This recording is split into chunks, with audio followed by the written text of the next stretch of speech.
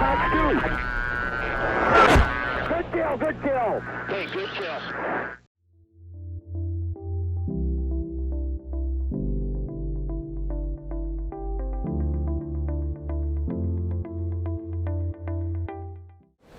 Hey guys, welcome back to another video. Today we are in the Mig-29 Fulcrum, and we have this thing decked out with Fox 3's R77-1s. We got 6 of those bad boys strapped onto this thing.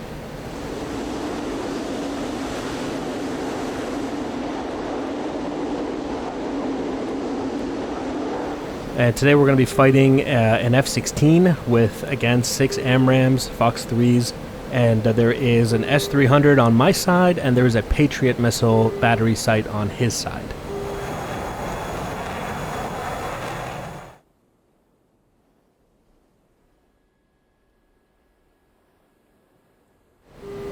When it comes to the Mig-29, it's often, in my opinion, underestimated, and maybe it's not the best aircraft when it only has Fox 1s available to it, but when you give the Mig-29 Fox 3s like the R77 and all these things, in my opinion, it becomes a very capable fighter. The only shortcoming of the Mig-29 at that point is situational awareness, because it doesn't have data link, although I think the more modern versions do, and also the fuel consumption. The Mig-29 doesn't have the best, quote, legs. It's, burns through a lot of fuel very quickly. Same goes for the F-16. The F-16 is, doesn't have great legs either, technically speaking. And it's interesting because they both carry the same amount of Fox 3s. In a lot of ways, if the flanker is the response to the F-15 Eagle, like is the equivalent of the Eagle, the Mig-29, in my opinion, is the equivalent to the F-16 when it comes to, looking at it to the NATO side. In my opinion, these two aircraft are, equivalents of each other, if you will. I'm not saying that they're the same in performance, because they're absolutely not, but they do stack up on paper against each other, in my opinion. You can see those 3 Fox 3s over there, and we just entered the cons. There we go.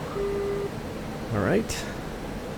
Now, I've also actually cranked my neck last night. I kind of messed it up, so I'm really I can't turn my head to the left very easily, so I'm really hoping that we don't end up in a merge today. I'm really going to try to avoid that more than usual. Sometimes we aim to go to the merge, and sometimes we avoid the merge. Today we are absolutely avoiding the merge, because if we go to the merge, I don't know if I can win. So it's more important than ever to avoid the merge for me today. And we've talked about that concept in real life. Air Forces would rather you use your Fox 3s and then you come home. They don't want you to go to the merge where it's a 50-50 fight, where the pilot can be killed, they can lose the aircraft. You know what I mean? They don't want that. They want you to bring the aircraft home, rearm it, get it out there again, if possible. You'll also notice that we don't have AWACS in this fight. We don't have one, he doesn't have one, so everyone's got to use their own radar. Just found him on radar, locked him up, and we're just waiting for launch authorization to show up on the HUD. There it is. And Fox 3, and we'll crank to the left.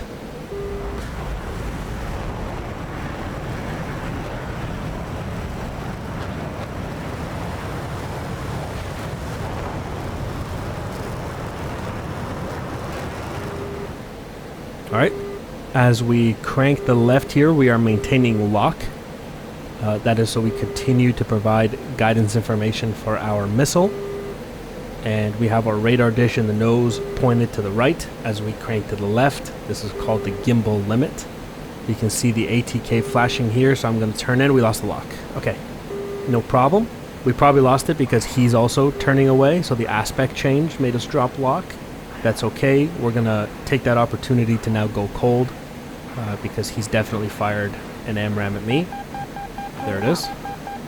Right on cue. And we're going to continue to defend it, go down low. This is the nature of the Fox 3. He's probably broke lock on his AMRAAM as well, and it went pitbull, which means it's now using its own radar to try to find me. My R77 is doing the same thing to him right now. So he is defending my R77 as we speak. We'll take this opportunity. There you go. You hear that beeping went away. That means the missile is gone. We're going to go ahead and turn around and recommit. Situational awareness here being very, very important. We don't have an AWACS to tell us where to look for him, so we have to keep our bearings in order to continually find him, and it's going to get harder and harder as we become more and more disoriented as the fight goes on. The good news is it's also going to get harder for him. I believe I'm headed in the right direction right now. Once he recommits, I should see him on radar. I don't want to get too much higher because, you know, if we start increasing altitude, we might get shot at by that Patriot sight, and I don't want to deal with that. There he is on radar, locked. And remember, when this arrow comes all the way down and hits this caret here, that means that I'm in range. That first line, that first caret, is the max range of that missile. And once we get there, we have launch authorization on the HUD, and we'll fire it. That's what we're waiting for.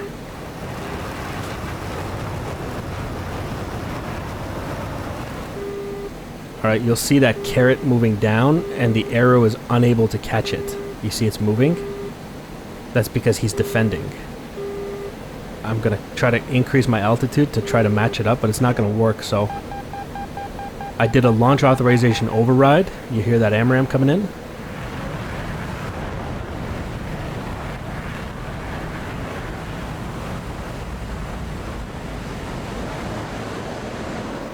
So because he got his missile off first, I wasn't able to get in range to fire one. I had to override the authorization of the missile launch, and I just fired it anyway, just to send something at him so he doesn't push me while I defend. Alright, we'll survive this AMRAAM hopefully.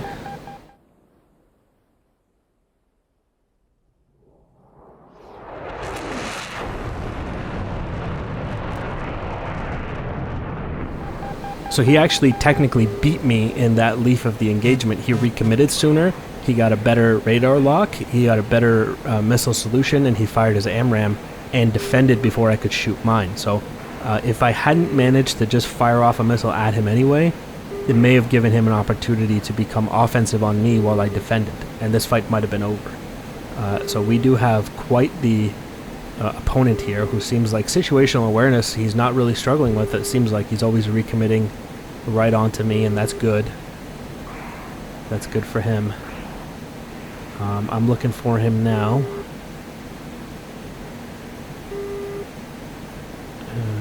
Do we become disoriented?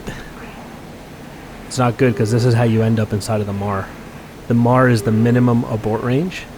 It's the range you need to be able to turn and run. There he is. I actually got him on radar, but we're going to defend here. Okay, I actually found him. He's in this direction. I saw him on radar momentarily. It's okay, I'm just going to defend here. Because I saw him on radar, I know his range. So I know I'm not in direct danger. We've survived that missile. I'm going to try to become offensive now. Get back around and find him. And he might be defending because he thought I fired a missile at him, possibly.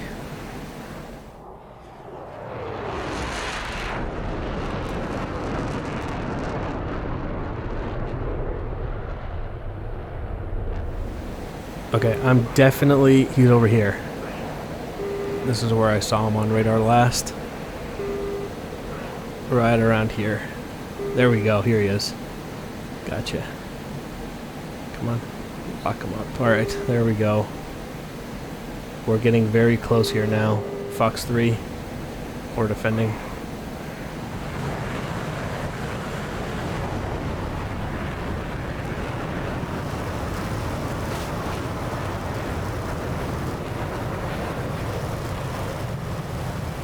You guys saw the range there. We're inside of about 20 kilometers at this point, which is 10 miles.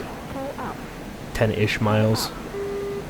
Gonna go ahead and go cold. You hear that AMRAAM chasing me. We'll survive it. I was already off cold before it went pitbull. It's a dangerous one though. It is a spicy AMRAAM. Gonna recommit vertically. Give myself a little bit of altitude. That AMRAAM is still defending a little bit more on the AMRAAM. A little bit of chaff, That AMRAAM might actually, it's trying really hard. That's one dedicated AMRAAM. Okay, we beat it. Alright, back on target. Alright, that was spicy there for a minute. Alright. Where is he? Come on, show yourself. He should be around here somewhere. There he is. Got him. Locked. And I'm going to offset slightly and let's push into the Mar. Oh, I think we're actually way too far inside the Mar. Fox 3, he fired at me. Fox 3 from me, and we're off. That missile will hit him for sure.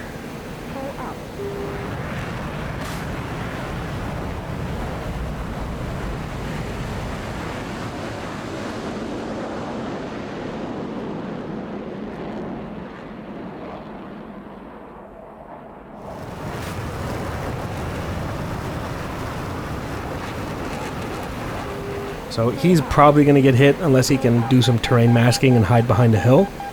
The problem is that I'm also in a very, very dangerous situation, so I'm defending that AMRAAM. And it's gone. Somehow that AMRAAM... I think I momentarily hit a notch there as I turned away, and that may have confused the AMRAAM. But we're good. I think we got him.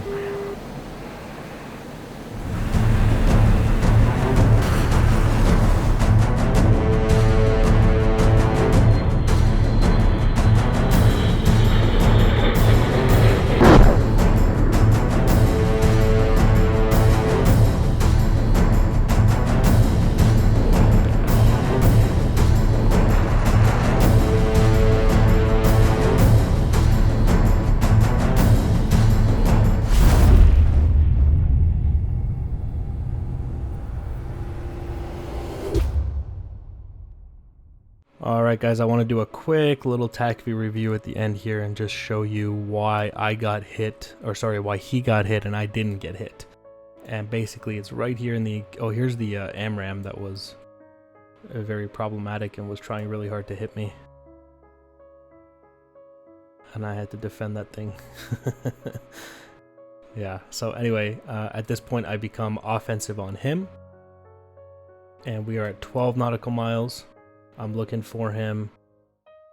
Here we are at 10 miles. I'm looking for him. 8 miles. So we're both basically looking at each other.